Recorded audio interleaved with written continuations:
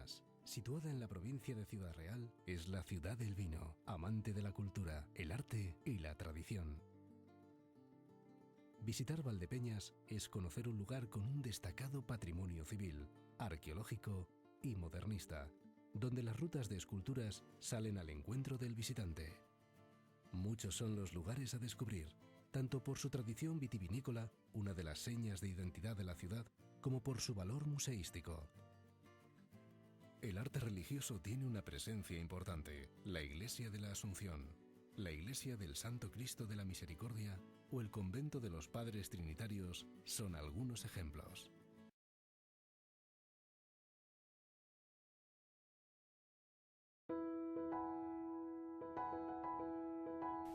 Iglesia del Santo Cristo de la Misericordia. Tal como hemos escuchado en el preámbulo de este vídeo, la Iglesia del Cristo de la Misericordia es un claro ejemplo del arte religioso de la ciudad de Valdepeñas. Durante los últimos años, el edificio se ha visto sometido a la realización de obras de consolidación y restauración, que han posibilitado que a comienzos del año 2020 el inmueble nos ofrezca una visión completamente nueva. En las imágenes posteriores vamos a ser testigos de la evolución de las obras que se han llevado a cabo hasta obtener el resultado final. La Iglesia del Cristo, situada en la confluencia de las calles Francisco Morales o Cristo y Manuel León, se encontraba cerrada al culto, siendo sustituida desde 1984 por una nueva iglesia edificada a su espalda. Construida a finales del siglo XVI y comienzos del XVII, fue abierta al público en 1611 y elevada a la categoría de parroquia en 1904, aunque no funcionó como tal hasta 1911. Es un edificio de pequeñas dimensiones, que en origen estuvo bajo la advocación de San Andrés, y en el que junto a él, con el paso del tiempo, se llegó a construir un cementerio y el primer hospital de Valdepeñas. En el interior, desarrolla planta de cruz latina, con cabecero plano, sin capillas laterales. Cuenta con cubierta de bóveda de medio cañón y lunetos, con arcos fajones apoyados en pilastras y entablamento corrido. Destaca la decoración con motivos geométricos y la acería de la bóveda y el sotocoro. Sobre el crucero se eleva una cúpula sobre pechinas trasdosadas y al exterior presenta cimborrio cúbico con linterna. La iluminación es escasa, ya que solo cuenta con dos ventanas, una a los pies que proporciona luz al coro y otra en el brazo izquierdo del crucero.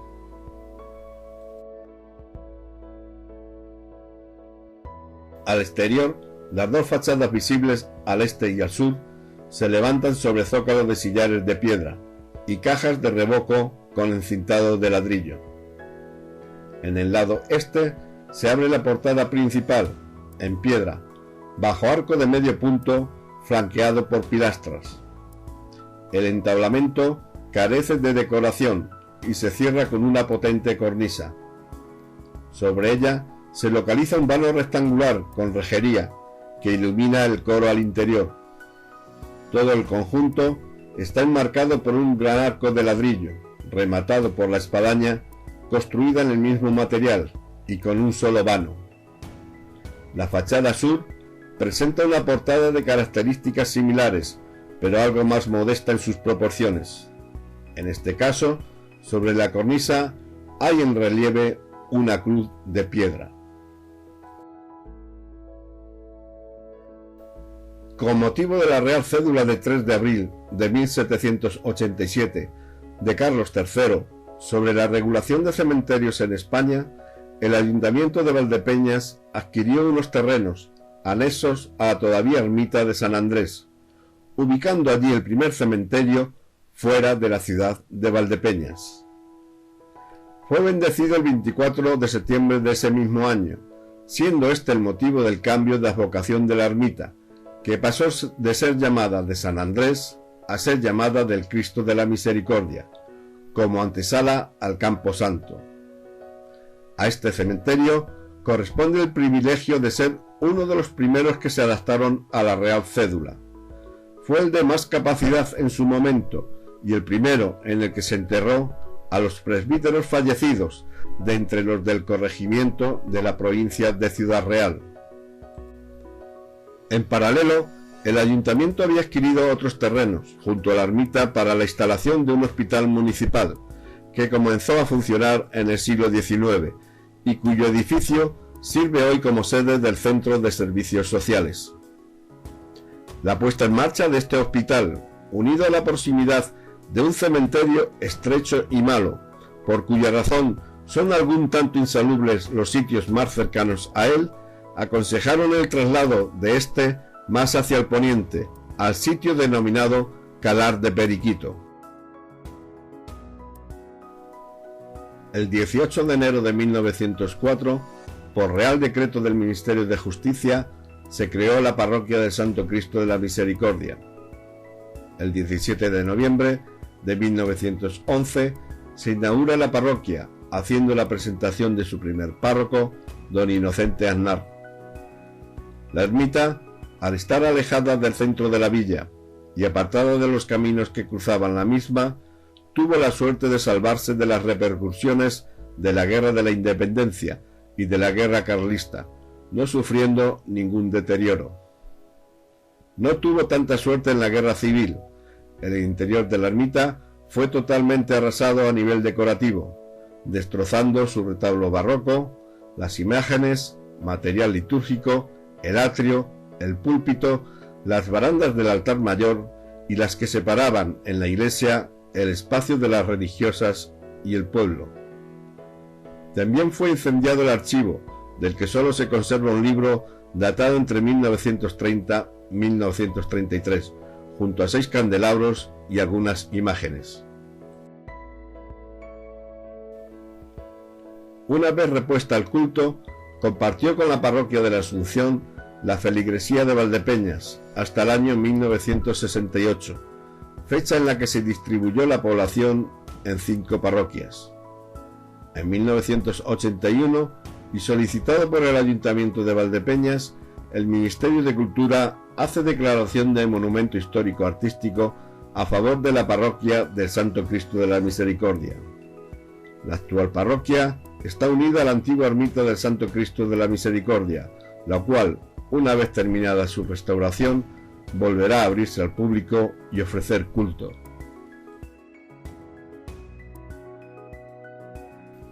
En marzo del año 2012 comenzaron las obras de rehabilitación de la Iglesia del Cristo, con una primera fase cuyos objetivos fueron los siguientes: rehabilitación, restauración de la cubierta y restitución de la espadaña y chapitel, siguiendo el siguiente proceso de desarrollo de las obras. A. Destejado de cubierta de teja árabe, a mano, con recuperación de todas las piezas. B. Refuerzo de estructura de las cubiertas de madera, con colocación de cerchas y estructuras metálicas para la nueva cubierta, en sustitución de las cerchas dañadas de madera. C. Formación de tableros de cubierta, con placas de hormigón y bardo cerámico. D. Retejado de faldón y formación de aleros de cubierta, con teja cerámica curva tipo árabe, procedente del destejado. Y finalmente, restitución de espadaña y chapitel y repicado de muros exteriores.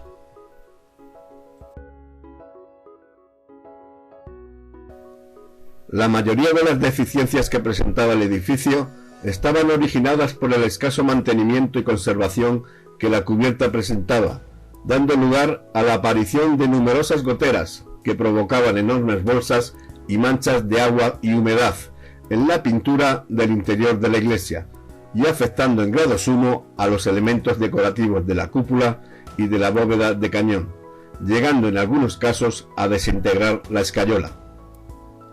Comenzadas las obras, estas tuvieron una duración de 5 meses. Primeramente, y una vez colocada la estructura de andamios que rodea el edificio, se comenzó por eliminar la cubierta de la bóveda por planos. Así se desmontó todo el tejado de la cubierta de la bóveda de cañón, siendo sus estructuras reemplazadas por otras metálicas, debido al mal estado de las maderas de las cerchas que conformaban dicha cubierta, siendo sustituidas por cerchas metálicas.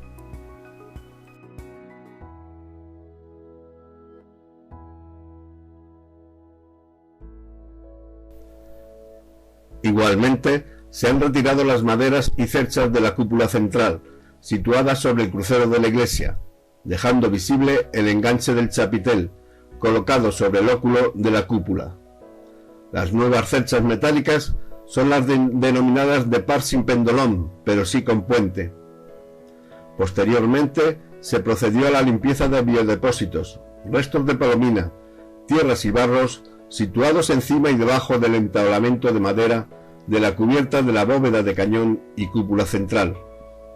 Una vez colocadas las estructuras metálicas, los bardos y una capa aislante, comienza el retejado de cubierta de la bóveda de cañón y cúpula central, con la misma teja árabe original, utilizando morteros para coger las tejas, cascotes y cañas para aligerar el peso.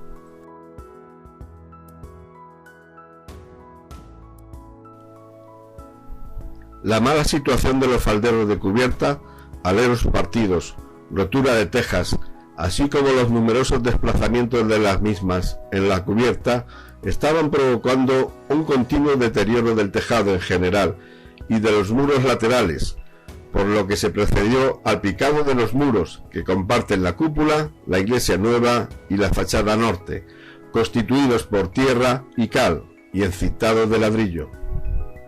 Una vez restaurados los aleros, repicados y sustituidos los ladrillos rotos, los espacios centrales fueron restaurados mediante mallazo y morteros de color blanco, siguiendo el mismo tratamiento y terminación que los muros de las fachadas sur y este.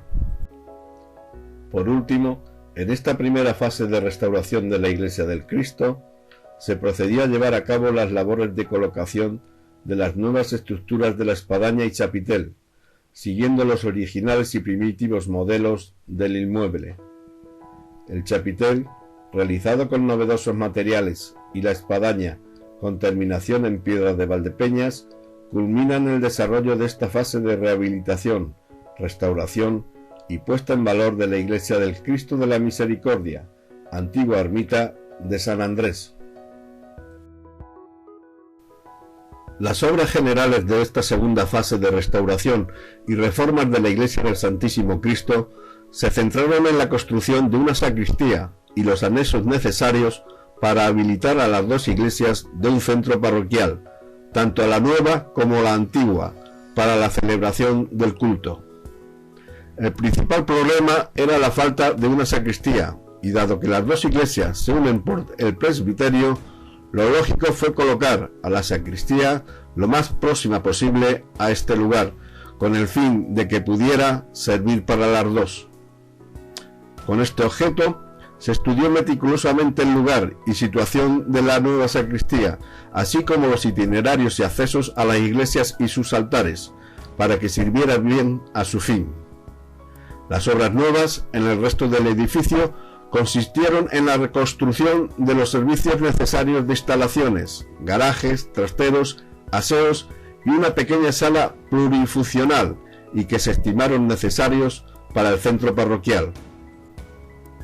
Como hemos comentado, junto a la sacristía se construyó un cuerpo de 2 alturas que albergaba trastero, cuarto de instalaciones, sala plurifuncional y en planta baja se situaría un garaje al que se accedería desde la calle Manuel León. Finalmente se proyectó un núcleo de comunicaciones de escaleras al que se llegaría tanto desde una de las capillas de la iglesia como desde el vestíbulo de la sacristía. Para la realización de dichas instalaciones se aprovechó la zona ocupada en la actualidad por unos trasteros en 2 plantas, situados junto a la antigua iglesia en la calle Manuel León, y el patio interior, situado junto a la fachada norte, donde se situaría la sacristía, y donde se localizaba un antiguo cuarto de instalaciones. Ante estas necesidades, se comenzó eliminando las estructuras que serían innecesarias, comenzando en primer lugar el cuerpo de instalaciones y trasteros existentes para liberar el patio y el terreno donde edificar. Pero antes del comienzo de las obras había que resolver un tema que afectaba directamente al subsuelo del patio norte de la iglesia. De todos era sabido, y la documentación escrita es abundante, que bajo dicho patio se encontraba el primer cementerio de la ciudad de Valdepeñas. Ante dicha situación, había que centrar los trabajos en la localización de los elementos arqueológicos situados en el subsuelo, por lo que había que aplicar la Ley de Patrimonio de Castilla-La Mancha, vigente en esos momentos, es decir, la Ley 4/1990 de 30 de mayo de Patrimonio Histórico de Castilla-La Mancha, y en concreto el artículo 21, obras en lugares con restos arqueológicos, que dice: en las zonas solares o edificaciones en los que exista o razonablemente se presuma la existencia de restos arqueológicos, el propietario o promotor de las obras que se pretendan realizar deberá aportar un estudio referente al valor arqueológico del solar o edificación y la incidencia que pueda tener en el proyecto de obras. Estos estudios serán autorizados y programados por la Consejería de Educación y Cultura. Posteriormente, y una vez aprobada la nueva Ley de Patrimonio, los trabajos arqueológicos se llevarían a cabo al amparo del artículo 27, autorización de intervenciones en bienes inmuebles, que nos indica que cualquier intervención que se proyecte realizar en un inmueble del patrimonio cultural de Castilla-La Mancha requerirá autorización previa de la Consejería competente en materia de patrimonio cultural, que contendrá las condiciones y plazos de ejecución de dicha intervención. Ley 4/2013 de 16 de mayo de Patrimonio Cultural de Castilla-La Mancha. Como hemos comentado anteriormente, con motivo de la Real Cédula de 3 de abril de 1787 de Carlos III, rey de España, sobre la regulación de cementerios, el ayuntamiento adquirió unos terrenos anejos a la todavía ermita de San Andrés, ubicando allí el primer cementerio. Igualmente, junto a la ermita del Cristo y del Campo Santo, el ayuntamiento había adquirido unas casas que los hermanos de la congregación hospitalaria utilizaban como un pequeño hospital y que estuvo funcionando hasta fines del siglo XIX, 1886, fecha en que se hicieron cargo del pequeño hospital las Hermanas Terciarias de San Francisco. A esta fase de fines del siglo XVIII corresponde la ampliación del pequeño patio correal, situado al norte de la iglesia, y a la construcción en el área oeste del Campo Santo del Cristo. El ritual que se llevaba a cabo para los enterramientos en el nuevo cementerio era el siguiente: una vez llevado el finado a la iglesia y tras la ceremonia pertinente, el cadáver era sacado por el portón, situado en el muro norte de la iglesia, y a través de lo que actualmente es el patio, era llevado al interior del cementerio, donde era dado en sepultura.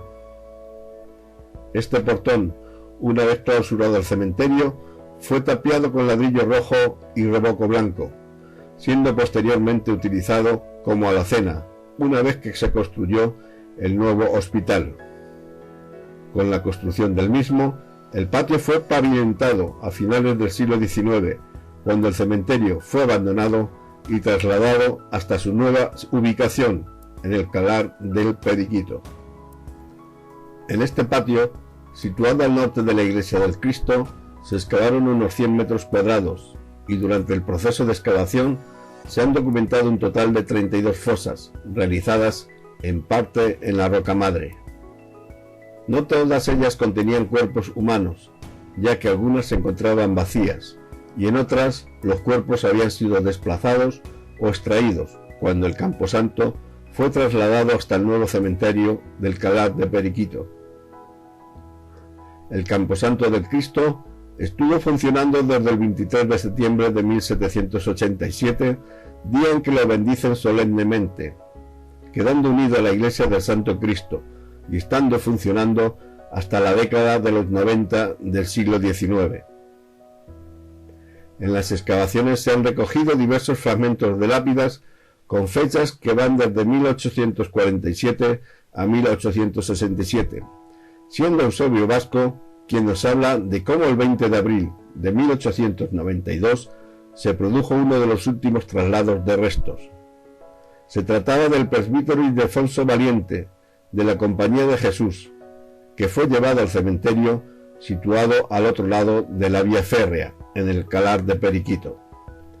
Como señalábamos anteriormente, la puesta en marcha del primer hospital de Valdepeñas, unido a la proximidad de un cementerio estrecho y malo, por cuya razón son algún tanto insalubres los sitios más cercanos a él, aconsejaron el traslado del cementerio más hacia poniente, al sitio llamado Calar de Periquito y lugares cercanos al mismo, hasta construirse finalmente y abrirse en 1905 el actual cementerio en la carretera de San Carlos del Valle. Los resultados arqueológicos, una vez analizados los mismos, nos hablan de una evolución de la ermita de San Andrés desde los siglos XVII al XXI, con utilizaciones y reutilizaciones de los mismos espacios con un funcionamiento desigual a lo largo del tiempo. Así, en una primera fase, situada a comienzos del siglo XVII y que perduraría hasta finales del siglo XVIII, nos encontraríamos con un edificio de pequeñas dimensiones que en origen estuvo bajo la advocación de San Andrés, siendo inaugurado en 1611. En el interior desarrolla planta de cruz latina, con cabecero plano, sin capillas laterales. Cuenta con cubiertas de bóveda de medio cañón y lunetos, con arcos fajones apoyados en pilastras y entablamiento corrido, elementos todos que han llegado hasta nuestros días. Sí es de apreciar cómo en la fachada norte y junto a la puerta localizada en la misma se situó un pequeño patio, localizado en el proceso de excavación, enmarcado en color rojo en la imagen. Son pequeños muros realizados con piedra caliza, que conformaban un pequeño patio corral, situado en el área norte de la entonces ermita de San Andrés, no localizándose más elementos de este momento. Sí es de apreciar cómo en la fachada norte y junto a la puerta localizada en la misma se situó un pequeño patio, localizado en el proceso de excavación, enmarcado en color rojo en la imagen. Son pequeños muros realizados con piedra caliza que conformaban un pequeño patio corral situado en el área norte de la entonces ermita de San Andrés, no localizándose más elementos de este momento. En la segunda fase, ya a finales del siglo XVIII, se construye la ampliación del pequeño patio corral situado al norte de la iglesia, levantándose el camposanto del Cristo. Este cementerio, enmarcado en líneas rojas en torno a la fachada norte, se construyó con muros de piedra caliza y trabazón de arcillas, con levantamiento de muros de tapiales que ha pervivido hasta los años 1970. El área lo componía un primer patio, frente a la entrada norte de la iglesia o patio del cementerio, y el propio camposanto, situado hacia el oeste, con una pequeña puerta entre ambos espacios. Junto a la ermita del Cristo y del camposanto, en la zona este del edificio, el ayuntamiento levantó el primer hospital de Valdepeñas, que estuvo funcionando durante los siglos XIX y XX. En el croquis queda situado junto a la fachada este y principal de acceso a la iglesia del Cristo, marcado como hospital. Se trata de un pequeño edificio adosado, construido mediante mampostería de piedra caliza y levantamiento de paredes de tapial, quedando marcados en los muros de la iglesia los maderos de la formación del tejado y paredes laterales de este pequeño hospital. Esta zona fue ampliándose, constituyendo lo que posteriormente serían los servicios sociales del Ayuntamiento de Valdepeñas ya en el siglo XX. Esta tercera fase se iniciaría con el cierre del antiguo cementerio del Cristo y la ampliación del hospital, que pasaría a llamarse Hospital Municipal de Valdepeñas. Esta nueva situación se mantuvo hasta mediados del siglo XX. Dos son las cuestiones a tener en cuenta en esta fase. Por un lado, el cementerio del Cristo es clausurado y vaciado de los cuerpos allí enterrados, aunque la excavación ha demostrado que la limpieza de cuerpos no fue del todo muy exhaustiva, quedando un corral al norte y oeste que rodearía parte de la iglesia del Cristo, realizado con muros de mampostería de caliza y tapiales de barro. Por otra parte, se lleva a cabo la ampliación del antiguo hospital, ampliando sus instalaciones. Así se da acceso a la iglesia y al coro de la misma, a través de la apertura de varias puertas, mientras el antiguo patio del cementerio se convierte en un nuevo patio empedrado, realizado con bolos de piedra y río que estaría techado, quedando marcados los huecos de las maderas que conformaban la techumbre de dicho patio perteneciente al nuevo hospital en los muros de la iglesia. Por otra parte, el antiguo portón de acceso desde la iglesia al patio del cementerio en su cara norte es tapiado y convertido en una alacena de las nuevas instalaciones del hospital. No se observan más cambios tanto en la estructura de la iglesia del Cristo, salvo señalar que la iglesia sufrió los rigores de la Guerra Civil de 1936 a 1939 con la quema del retablo y otra serie de elementos del interior del edificio. En esta cuarta fase, desde mediados del siglo XX a la década de los años 70, escasas son las variaciones que la fachada norte recibió. Estas se circunscriben a algunas reparaciones de la fachada, realizadas con pasta de cemento, que han dejado su impronta de color encima del aparejo toledano, los ladrillos y entrepaños de mortero marrón.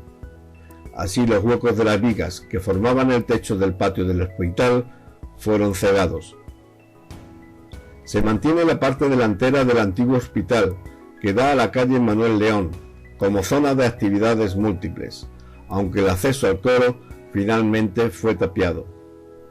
Esta zona queda totalmente desvinculada del antiguo Hospital Municipal de Valdepeñas, el cual, a partir de los años 1980, se convertiría en un centro de servicios sociales del Ayuntamiento de Valdepeñas.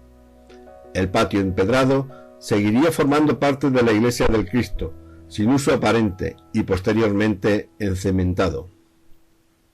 Solo hay que advertir de un pequeño cambio realizado en la fachada norte del crucero, abriéndose una pequeña abertura para la instalación de una ventana que diera iluminación al interior del templo, ya que en la década de los 60 se abrieron en el interior del templo hornacinas que necesitaban alguna iluminación para que se vieran.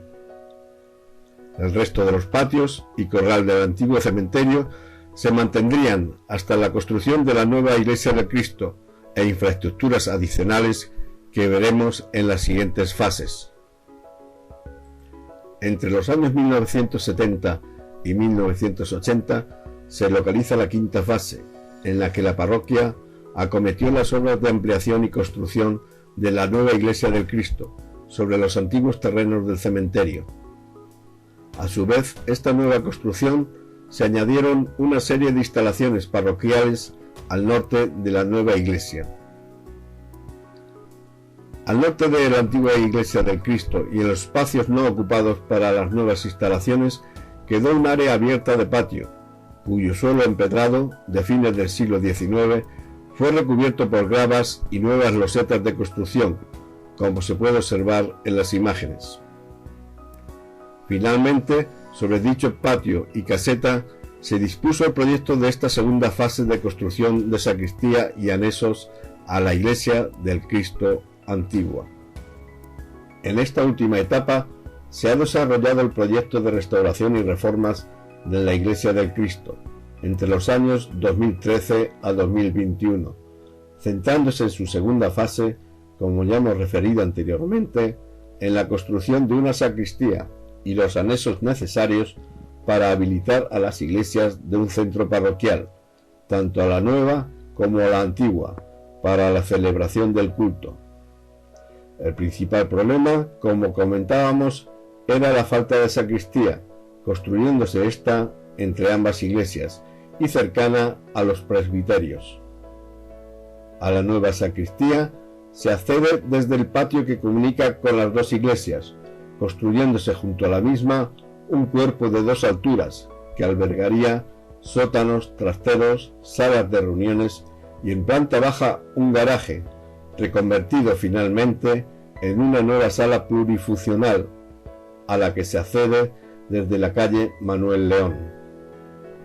Para el acceso a esta serie de instalaciones se ha proyectado un núcleo de comunicaciones de escaleras, al que se accede tanto desde una de las capillas de la iglesia como desde el vestíbulo de la sacristía. Como consecuencia de los trabajos arqueológicos llevados a cabo, ha sido necesario salvaguardar algunos de los restos localizados, pertenecientes al antiguo cementerio del Cristo, fechado a fines del siglo XVIII y finales del XIX.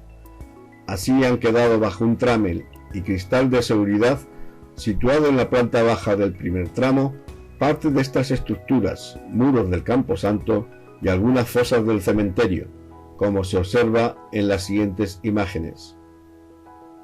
Finalmente, el desarrollo de las obras ha transcurrido sin ninguna incidencia importante, siendo el resultado que vamos viendo en las imágenes posteriores y llevándose a cabo el proyecto en toda su integridad, prosiguiendo las obras ya en su tercera fase de desarrollo, en el interior de la iglesia del Cristo de la Misericordia.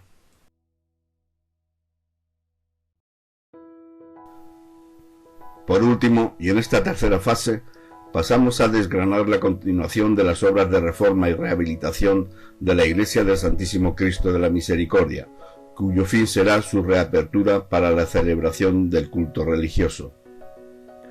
Tras el desarrollo de la primera y segunda fases, y merced a las buenas condiciones estructurales, tanto de los cimientos como de los muros, bóveda, y restaurada la cubierta, la espadaña y el chapitel, así como construida la sacristía y anexos nuevos, la obra en esta tercera fase se limitaría a trabajos de saneamiento, limpieza, restauración y consolidación de la traza original interna, eliminando los añadidos posteriores, consolidando los revestimientos, restaurando sus paramentos y pinturas y colocando un nuevo solado.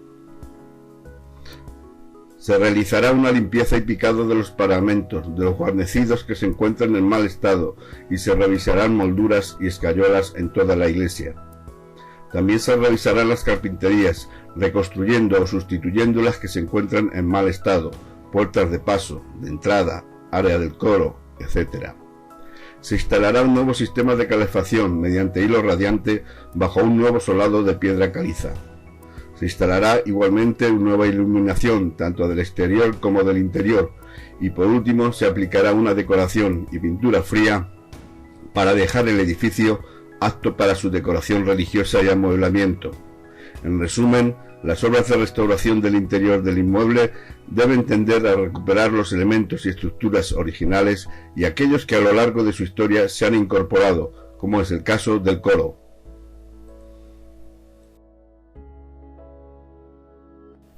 Pero antes del comienzo de las obras de restauración, y al igual que ocurrió en las obras de la segunda fase, por la afectación de dichas obras al subsuelo y a los paramentos murarios del interior de la iglesia, hubo que resolver la posible existencia de elementos arqueológicos, tumbas exactamente, en dicho subsuelo. Por otra parte, se hacía también necesario la realización de catas murarias para estudiar la gama de colores de las paredes desde el siglo XVII a la actualidad y la posible existencia de pinturas murales en los paramentos de la iglesia. Ante dicha situación, había que aplicar la Ley de Patrimonio de Castilla-La Mancha vigente, Ley 4/1990, de 30 de mayo de Patrimonio Histórico de Castilla-La Mancha, y en concreto el artículo 21, obras en lugares con restos arqueológicos. Los trabajos arqueológicos se realizaron a fines del año 2013 y comienzos del 2014, excavándose un total de casi 30 metros cuadrados, finalizándose en febrero de 2014 con las siguientes conclusiones. Aunque los sondeos arqueológicos suelen ofrecer una información sesgada y en ocasiones complican la interpretación de la secuencia arqueológica, en esta ocasión fue necesaria su realización para conocer la evolución estratigráfica y constructiva del templo y la existencia o no de fases constructivas anteriores e inhumaciones que pudiesen complicar el desarrollo del proyecto de obra. Los resultados de los sondeos fueron positivos. Así, en los sondeos 1 y 2 fueron localizadas varias inhumaciones de individuos infantiles, probablemente no natos, bajo el suelo de baldosa original de la ermita de San Andrés. Una vez retirados tanto el suelo de baldosa hidráulica como el primitivo suelo de baldosa cocida de barro, fueron documentadas hasta 9 fosas que se habían ido superponiendo unas a otras. Las 2 fosas principales y que presentaban orientación este-oeste habían sido posteriormente cortadas por 7 fosas con orientación variable con cuerpos de individuos jóvenes, incluso no natos. Mientras, en el resto de sondeos, los números 3, 4, 5, 6 y 7, y tras desmontar los 2 solados que las cubrían, los resultados fueron positivos.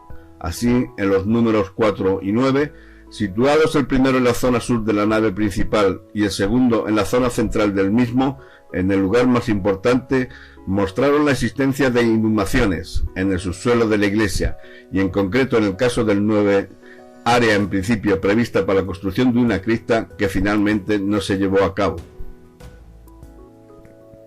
Tras la excavación de los sondeos pueden extraerse algunas conclusiones.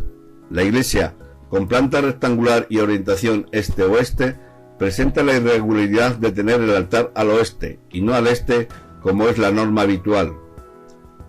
Fue abierta al público a partir de 1611, sobre una pequeña ladera con vertiente hacia el sur, hacia el cauce del arroyo de la Veguilla.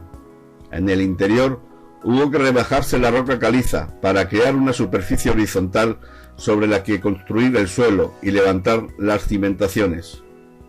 El suelo original pudo ser de canto de río, y aunque en los sondeos no se han localizado restos, parecidos hechos ocurrían en otras ermitas de Valdepeñas, muy similares en cronología o construcción, como la ermita de la Virgen de la Cabeza.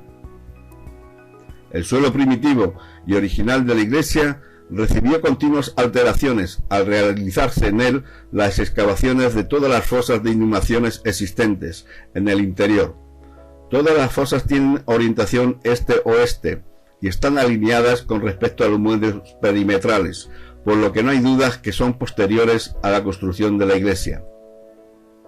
A mediados del siglo XVIII, una real cédula de Carlos III obliga al enterramiento de la gente fuera de los núcleos de población, por lo que se trasladó el camposanto desde la iglesia de la Asunción hasta la entonces ermita de San Andrés, fuera del casco urbano, construyéndose el camposanto del Cristo en 1790. Por tanto, también y ante estas circunstancias, las inhumaciones localizadas en los sondeos pudieron realizarse en este momento, a finales del siglo XVIII, y coetáneas a los primeros momentos del camposanto, cuando comenzó a funcionar este cementerio, dato este que no podemos confirmar al no haber detectado elementos que permitan fechar exactamente las inhumaciones localizadas. Se nos plantean así varias posibilidades sobre dicha cronología: una, que pudieron deberse a que se comenzó a enterrar a la gente allí, o dos, a que en el interior de la misma se enterraba gente con poder adquisitivo, quedando el resto de la población enterrada al exterior, en el recinto norte y oeste de la ermita. A fines del siglo XIX se prohibió seguir con los entierros en el interior de la iglesia, siendo finalmente trasladado el cementerio al Alcalá de Periquito. La ermita de San Andrés, ya convertida en la iglesia del Cristo, seguía presentando un suelo de baldosa de barro, que ocupaba todo el espacio de la iglesia. Ya en el siglo XX fue colocado un nuevo solado, con baldosas hidráulicas y que ha llegado hasta la actualidad. El proyecto de actuaciones arqueológicas preveía la realización de una serie de catas murarias que permitieran obtener el mayor número posible de datos sobre la evolución de la decoración mural interior y comprobar la posible existencia de pinturas o frescos decorativos o figurativos en las paredes. Se realizaron un total de 36 catas murarias, intentando que abarcaran todo el espacio disponible, es decir, desde las pilastras o los paños de muros o las cornisas hasta los arcos fajones de la bóveda o las pechinas de la cúpula del crucero. Las catas murarias han documentado la evolución cromática de las distintas capas de pintura que fueron siendo aplicadas a lo largo de los siglos, estableciéndose además distinciones entre las distintas partes de la iglesia, lo que probaba una evolución y uso distinto en cada espacio. El tipo de pintura localizado siempre ha sido al temple en sus diversas gamas cromáticas. Solamente en los brazos del crucero y en las pilastras del altar fueron documentadas pinturas murales al fresco, con motivos geométricos y vegetales. En función de los datos obtenidos durante la realización de las 36 catas murarias, puede establecerse una probable evolución de la decoración pictórica y de las distintas capas de pintura que adornaron el interior de la iglesia. En las siguientes imágenes vamos a ir viendo una reconstrucción idealizada de la decoración de la iglesia a lo largo del tiempo, teniendo en cuenta que existen numerosos repintes y reparaciones puntuales que aparecen en algunas zonas de la iglesia y no en otras. El templo comenzó a construirse a fines del siglo XVI, finalizándose en el año 1611. Sobre las paredes de mampostería o ladrillo trabado con argamasas de cal y arena, se aplicó una capa de yeso gris, que regularizaba la superficie de obra y permitía la aplicación de una segunda capa de estuco o yeso blanco, que sería el lienzo sobre el cual se aplicaría la decoración inicial. Con ligeras diferencias, la decoración inicial siguió las siguientes propuestas.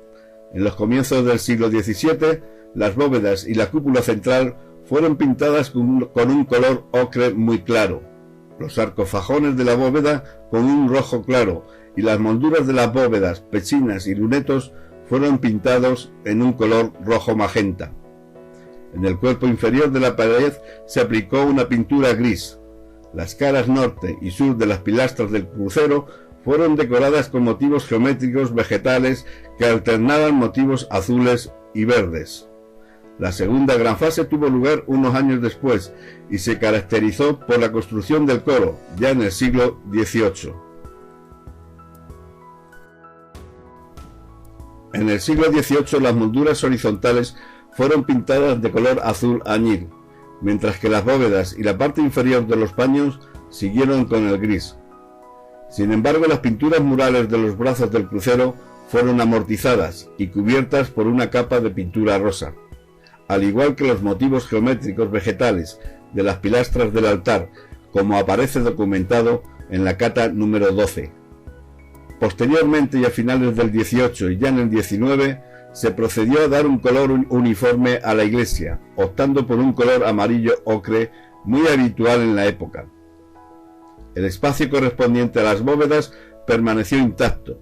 Sin embargo, la capilla lateral del brazo norte fue cubierta por color amarillo. En el siglo XIX, las molduras horizontales, donde arrancan los arcos fajones, las pilastras y las molduras del coro, recibieron una capa de estuco blanco de 2 milímetros de grosor y una capa de pintura gris oscura, siendo después aplicada sobre la misma una capa de pintura rosa clara a finales de siglo. Igualmente, y ya a finales del siglo y comienzos del XX, las paredes del interior de la iglesia fueron encaladas de forma total, tanto las paredes, molduras, brazos laterales, bóveda y cúpula central. En este momento, la iglesia ya tendría problemas de humedad en la base de los muros, lo que provocó que fuera eliminado el yeso afectado y sustituido por un nuevo yeso blanco, sobre el que se aplica la capa de cal general. Ya en el siglo XX y tras la Guerra Civil se documentan fotografías fechadas en las que se observan las paredes totalmente encaladas. Se conoce por fin el retablo, el cual fue destruido por un incendio provocado por unas velas en 1933. También había unos cuadros que colgaban en los laterales del altar y lienzos o tablas con los 4 evangelistas en las pechinas de la cúpula central. Tras la Guerra Civil, en el lugar del retablo se colocaron 3 hornacinas, una de gran tamaño, en la que fue colocada la imagen del Cristo crucificado, y 2 pequeñas laterales. Estaban realizadas en escayola, posteriormente pintada. También con escayola estaban realizadas las hornacinas que se localizan en los brazos del crucero, y se contaba con el púlpito que existía en el ángulo sureste del crucero. A comienzos de los años 80 del siglo XX, la iglesia es cerrada al culto, ante el mal estado de las cubiertas, las filtraciones de humedad y el mal estado en general. Finalmente, y tras ser desarrollada la obra de restauración de la iglesia, podemos observar en la imagen final los tonos cremas usados para su acabado. Centrándonos en los trabajos desarrollados en su interior, comenzaremos con los llevados a cabo en la consolidación y restauración de la bóveda de cañón, cúpula, paramentos y coro. Una de las primeras acciones fue la eliminación de tabiques y divisiones interiores realizados durante el tiempo en que la iglesia estuvo cerrada y donde se levantaron pequeñas habitaciones utilizadas por asociaciones, grupos religiosos, etc. Como consecuencia de dichas actuaciones, los paramentos se vieron afectados, al igual que algunas pinturas murales originales. Se comenzó con la limpieza y picado de los guarnecidos para su reposición, siguiendo con molduras y escayolas en toda la iglesia. Posteriormente, hubo que eliminar los revocos de los bajos de los muros, por acumulación de humedades, con grandes manchas por la utilización de cemento gris, que impide la salida de la humedad de los muros. Se consolidaron los paramentos y escayolas interiores, mediante su reparación y consolidación de las grietas existentes en el interior de las naves, y el rejuntado de fábrica de mampostería y aparejo regular. Se utilizaron morteros antihumedad, yesos negros y blancos. Se colocaron placas de piedra caliza en los zócalos de los paramentos y se llevó a cabo el posterior pintado con pintura al temple, según los tonos finalmente escogidos. La terminación en pintura plástica no se ha utilizado, ya que la misma impide la transpiración de los muros, por lo que se ha utilizado pintura al temple. Se terminó con los trabajos desarrollados en el crucero y el coro.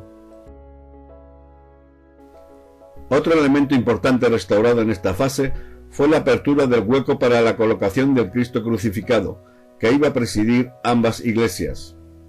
Así, finalmente se autorizó la apertura del vano, situado en el centro del área del retablo, ya que se constató la existencia del espacio original, y se recupera su configuración sin modificación de la misma ni de los muros existentes. También se procedió a la recuperación de otra serie de elementos constructivos de la iglesia. Así se restauró la barandilla, solado y ventanales del coro y crucero. Se eliminó el muro que cegaba la puerta sur. Se reutilizó el antiguo espacio de la puerta norte para la colocación de un confesionario, así como otros huecos utilizados para nuevas funciones.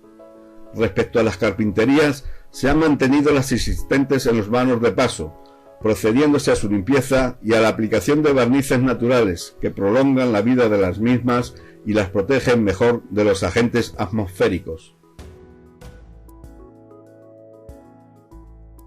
Una de las principales actuaciones ha sido el cambio de solado por uno nuevo, bajo el cual se instalaría un sistema de calefacción de hilo radiante. Para ello, los solados anteriores, tanto el de baldosa de barro cocido del siglo XVII y XVIII como el de baldosa hidráulica, debían ser respetados. Tal cual, así se hizo, siendo el resultado el que vamos observando en las siguientes imágenes. Una vez tapadas las fosas de enterramiento y protegidas, se procedió a la colocación del nuevo sistema de calefacción y nuevo solado. Por último, podemos observar la nueva configuración del altar de la iglesia.